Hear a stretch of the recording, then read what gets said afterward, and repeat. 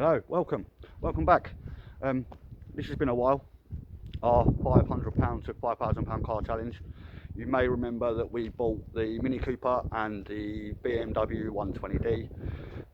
Started to think that the 120D was a lemon. It turns out actually no, it's all good. Obviously the Mini sold, the BMW has sold, so we moved on to the next one. And by next one, you can probably see by the thumbnail, we literally bought the cheapest Italian sports car from Copart. We were like, we can't, we've got to do it. We should have read the listing a bit better, but we didn't. But I can safely say it is the cheapest Italian sports car anywhere in the UK. I'll flip you around now and you'll see what I mean. Yeah, not what you were thinking, is it? Not what we're thinking either, to be fair. Again, that's why I said we probably should have read the listing a bit better. But we were literally watching a live auction. The car we actually wanted, there was a couple we wanted we didn't get. So we decided to try and take a punt on this. Yeah, we maybe shouldn't have done. It might look nice on the outside. Oh, excuse me, it's that time of year. I'm not feeling great. So it is a 2011 Alfa Romeo Mio. So it looks right, doesn't it? Yeah, it's not though. You get here, nice big crease in there. We need to knock out bumper. It's all hanging off, as you can see. We put some of it back on. So you think, okay, yeah, not too bad.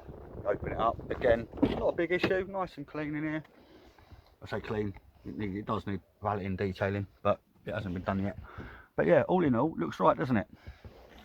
Head unit's missing. Again, not a big deal. We can replace that. That wasn't the problem.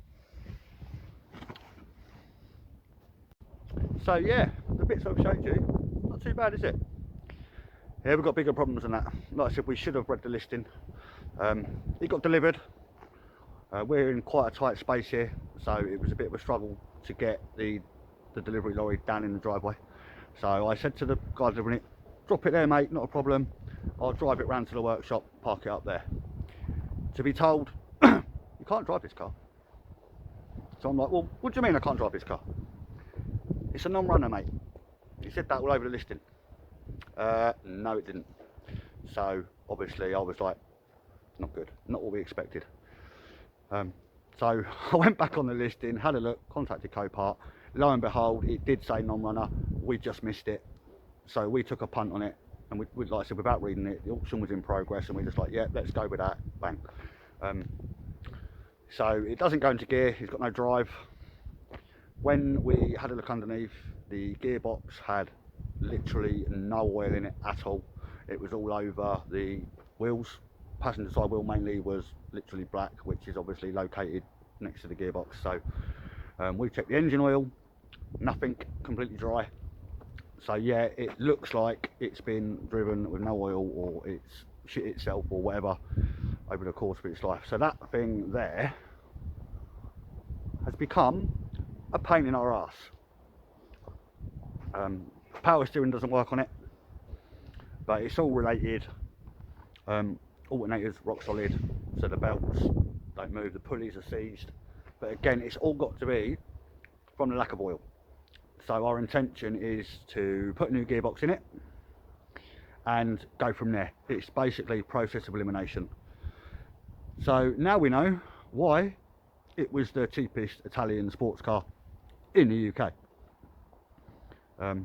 So lesson learned, if you're going to do stuff like this, make sure you read the listing, because once you've agreed to pay for that car, there is no going back.